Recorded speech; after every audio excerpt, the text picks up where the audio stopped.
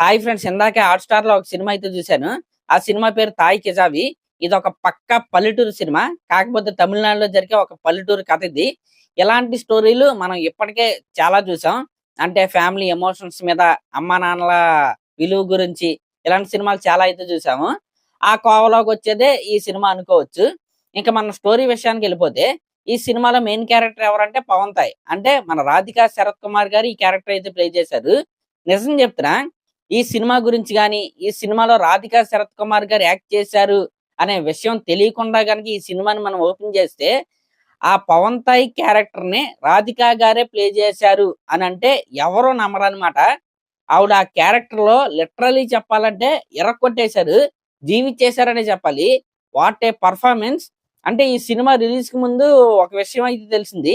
అదేంటంటే రాధికా శరత్ కుమార్ గారు చాలా సార్లు ఈ సినిమాని రిజెక్ట్ చేసినా సరే, ఈ సినిమా డైరెక్టర్ ఆవిడే ఈ రోల్ చెయ్యాలి అని ఎందుకు కూర్చున్నాడో నాకు ఈ సినిమా చూసిన తర్వాత అయితే అర్థమైంది. నిజంగా ఆవిడ క్యారెక్టర్ చించేసిందంతే. అంటే ఆ మేక్ ఓవర్ కావచ్చు, ఆ ఎటైర్ కావచ్చు, ఆ రేంజ్ లో ఉంటది. అలాగే పర్ఫార్మెన్స్ కూడా ఆవిడైతే చాలా బాగా చేశారు. ఇంకా సినిమా స్టోరీ విషయానికి వస్తే, పవన్ తాయ్ ఒక వడ్డీ వ్యాపారస్తురాలు. ఆవిడ చాలా ఫియర్స్ గా ఉంటది. చాలా రూత్లెస్ గా అయితే ఉంటది. ఆవిడ వడ్డీ కలెక్ట్ చేసుకోవడానికి ఊళ్ళోకి వెళ్తే ప్రతి ఒక్కళ్ళు కూడా భయపడి పారిపోతారనమాట. ఆడోళ్ళైతే ఒంటి మీద ఉన్న నగలు, ఆ తాళ్ళైతే తీసేసి లోపల డబ్బాల్లో అయితే దాచుకుంటారు. మగోళ్ళైతే అక్కడ చూస్తే ఇక్కడి నుంచి అయితే పారిపోతారు. ఆ రేంజ్‌లో ఆవిడ డామినెన్స్ అయితే ఉంటది. ఆవిడ నోరుకి దడవనోళ్ళు ఆ ఊర్లో ఎవరు ఉండరనమాట. అసలావిడ ఎవరిని లెక్క చేయదు. ఆ రేంజ్‌లో రాధిక గారి క్యారెక్టర్ ఈ సినిమాలో అయితే ఉంటది. మరి ఈ రేంజ్‌లో ఉంటే ఊళ్ళో వాళ్ళందరూ ఏమని కోరుకుంటారు? ఈ ముసలిది ఎప్పుడు పోద్దిరా? ఎప్పుడు పోద్దిరా? అని కోరుకుంటారు. ఒకరోజు ఏం జరిగిద్దంటే, ఆ పవన్ తాయ్ క్యారెక్టర్‌కి ఉన్నట్టుండి పక్షవాతం అయితే వస్తది. ఇంకా ఆ పక్షవాతం రాగానే ఊళ్ళో వాళ్ళందరూ కూడా అబ్బా! ఈ ముసలిది ఎప్పుడు చచ్చిపోద్దిరా అన్నట్టుగా పెద్ద పండగ చేసుకుంటూ అయితే ఆవిడ ఇంటి దగ్గరికైతే వచ్చేస్తారు. ఒక్కొక్కడు ఎప్పుడు చచ్చిపోద్దా? ఎప్పుడు చచ్చిపోద్దా? అని చూస్తా ఉంటారు. ఈలోపు పవన్ తాయ్ యొక్క ముగ్గురు కొడుకులైతే ఉంటారు. వాళ్ళైతే వస్తారు. అల్లుడు కూడా వస్తాడనమాట. వీళ్ళందరూ కూడా ఆవిడ మీద ప్రేమతో అయితే రారు. ఎప్పుడు చచ్చిపోద్దా? చచ్చిపోంగానే ఇంకెళ్ళిపోదాం చూసేసి అన్నట్టుగా వాళ్ళైతే వస్తారు. ఎందుకంటే పవన్ తాయ్ ఎవరికీ నచ్చదు. ఆ ఊళ్ళో వాళ్ళకి ఎందుకు నచ్చదంటే నయా పైసాతో సహా వడ్డీ వసూలు చేస్తా కాబట్టి పవన్ తాయ్ ఆ ఊరు వాళ్ళకైతే నచ్చదు. ఇంకా నెక్స్ట్ పవన్ తాయ్‌కి ముగ్గురు కొడుకులైతే ఉంటారని చెప్పుకున్నాం గదా! వాళ్ళకి కూడా నచ్చదు. ఎందుకంటే పవన్ తాయ్ వాళ్ళ ఆయన అంటే ఆ ముగ్గురు కొడుకుల యొక్క నాన్న చనిపోయిన తర్వాత ఆస్తిని పంచమంటే ఎవడికి నయా పైసా ఇవ్వనంటూ వాళ్ళ ముగ్గురిని తోలేస్తది. ఇంకా పవన్ తాయ్‌కి ఒక కూతురైతే ఉంటది. ఆ కూతురు పవన్ తాయ్‌తోనే ఆ ఇంట్లోనే ఉంటది. ఎందుకంటే వాళ్ళ అల్లుడు కట్నం విషయంలో గొడవ చేసి ఆ కూతురినైతే అక్కడే వదిలేస్తాడు. కాబట్టి పవన్ తాయ్‌తోనే ఆ కూతురైతే ఉంటది. ఈ రకంగా పవన్ తాయ్ ఎప్పుడు చచ్చిపోద్దా? ఎప్పుడు చచ్చిపోద్దా? అని ప్రతి ఒక్కరు కూడా వెయిట్ చేస్తా ఉంటారు. ఇలా స్టోరీ వెళ్తున్నప్పుడు అసలు ఎవరికీ తెలియని ఒక వ్యక్తి అయితే వస్తాడు పవన్ తాయ్‌ని చూడడానికి. ఆ వ్యక్తి వచ్చి పవన్ తాయ్ కాళ్ళకైతే నమస్కారం చేసి మంచి వైట్ అండ్ వైట్ ఏసుకొని అయితే ఉంటాడు. అలా వైట్ అండ్ వైట్ ఏసుకున్న వ్యక్తి బయటికి రాగానే ఆ ఊర్లో ఒక మనిషి అయితే ఉంటాడు. ఆ మనిషికి 40 ఏళ్ళొచ్చినా పెళ్లయితే అవ్వదన్నమాట. సినిమా చూస్తున్నప్పుడు ఆ క్యారెక్టర్ మీకైతే అర్థమైద్ది. ఆ క్యారెక్టర్ వెళ్లి ఆ వైట్ అండ్ వైట్ వాళ్ళ దగ్గరికెళ్లి అడుగుతాడన్నమాట. అసలు నువ్వెందుకొచ్చావు? ఎవరని?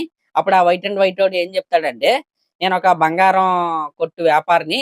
నా దగ్గర రీసెంట్‌గానే పవన్ తాయ్ 160 కాసులు గాదు, 160 తులాల బంగారం అయితే తీసుకొచ్చింది. అది ఎక్కడ పెట్టిందో తెలీదు. దాని గురించే వచ్చానైతే చెప్తాడు. ఇంకా అది వినంగానే ఆ మనిషికైతే మైండ్ పోద్దనమాట. వెంటనే ఈ విషయాన్ని పవన్ తాయ్ యొక్క కొడుకులకైతే ఆ మనిషి అయితే చెప్తాడు. ఇంకా అక్కడి నుంచి ఆ బంగారం ఎక్కడుంది?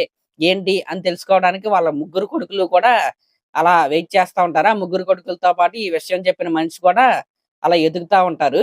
ఈ క్రమంలో అసలేం జరిగింది? చివరాఖరికి ఏమైంది? ఆ బంగారం దొరికిందా? లేదా? అనేది మిగతా స్టోరీ. అయితే ఈ సినిమాలో కామెడీ ఎలా ఉంటదో, ఎమోషన్స్ కూడా అలాగే ఉంటాయి. లిటరల్లీ చెప్పాలంటే కొన్ని కొన్ని సీన్‌లకి బాగా కనెక్ట్ అయిపోతాం. సెకండ్ హాఫ్‌లో అంటే ఈ కామెడీ జరుగుతా ఉంటది. వాళ్ళు బంగారం కోసం ఎతుకుతా ఉంటారు. ఎవరన్నా తెస్తారు. పవన్‌తో ఇలా చెప్తా ఉంటది. అదేంటో తెలుసుకోవడానికి నానా ప్రయత్నాలు చేస్తారు. మధ్యలో అల్లుడికి ఈ విషయం తెలిసిద్ది. ఇలా స్టోరీ జరుగుతా ఉంటది. హాస్పిటల్ సెకండ్ హాఫ్‌లో ఉండే హాస్పిటల్ సీన్ ఒకటైతే ఉంటది. Pre climax scene. నిజంగా ఆ సీన్ అయితే అక్కడున్న క్యారెక్టర్సే కాదు, చాలా మందికి ఐ ఓపెనర్ అన్నమాట ఆ సీను. అంటే ప్రాణం విలువేంటి? తల్లిదండ్రుల విలువేంటని చెప్పే సీన్ అన్నమాట అది. ఆ సీన్ జరిగిన తర్వాత సినిమా ఇంకో టర్న్ అయితే తీసుకుంటది. ఎమోషనల్ టర్న్ అయితే తీసుకుంటది. అక్కడి నుంచి సినిమాకి నిజంగా చాలా బావుంటది. అంటే అప్పటి వరకు కొద్దిగా లాగ్ అనిపిస్తే, అదనిపిస్తే, అన్నీ అనిపిస్తాయి. కానీ ఆ ప్రీ క్లైమాక్స్‌లో వచ్చే ఆ అంబులెన్స్ సీన్ తర్వాత సినిమాకైతే ఇంకా బాగా కనెక్ట్ అయిపోతాం. ఈ రకంగా చాలా సరదాగా, చాలా జాలీగా, ఎమోషనల్‌గా ఒక పక్కా పల్లెటూరు సినిమా ఇది. సరదాగా ఓటీటీలోనే కాబట్టి మనమైతే చాలా ఈజీగా ఫ్యామిలీతో కూర్చొనైతే ఈ సినిమానైతే చూసేయొచ్చు. ఇంకా పెర్ఫార్మన్స్ వైస్‌గా ప్రతి ఒక్కరు చాలా బాగా చేశారు. కానీ ప్రతి ఒక్కరి పెర్ఫార్మన్స్‌ని మన రాధిక గారైతే డామినేట్ అయితే చేస్తారు. మెయిన్‌గా ఆ ముగ్గురు కొడుకులు యాక్టింగ్ ఏదైతే ఉందో, అలాగే అల్లుడి యాక్టింగ్ కూడా బానే ఉంటది. ఒక బుడ్డోడైతే ఉంటాడు. ఆ బుడ్డోడి యాక్టింగ్ కూడా బానే ఉంటది. ఈ రకంగా సినిమాలో ఉన్న ప్రతి ఒక్కరు బాగా చేశారు. చివరాఖరికే ఒక అంటే ఇండిపెండెంట్ వుమెన్ ఎలా బతకాలి అనే మెసేజు, అలాగే తల్లిదండ్రుల యొక్క విలువేంటి, ప్రాణం విలువేంటి అనేది ఈ సినిమా అయితే మనకైతే చెప్పిద్ది. మరి అదన్నమాట మ్యాటరు. ఈ సినిమాని గనుక ఎవరైనా చూడకపోతే చూసేయండి. ఈజీగా ఒకసారి అయితే చూసేయొచ్చు. మరి బ్యాడ్ సినిమా అయితే కాదు. సినిమా కూడా థియేటర్‌లో కూడా చాలా బాగా ఆడింది. మరి ఈ సినిమా మీలో ఎవరైనా చూస్తే మీకెలా అనిపించిందో కింద కామెంట్ చేయండి. అలాగే మన ఛానెల్ గనుక ఫస్ట్ టైమ్ చూస్తున్నట్టయితే ఖచ్చితంగా సబ్స్క్రైబ్ చేసుకోండి. Thank you.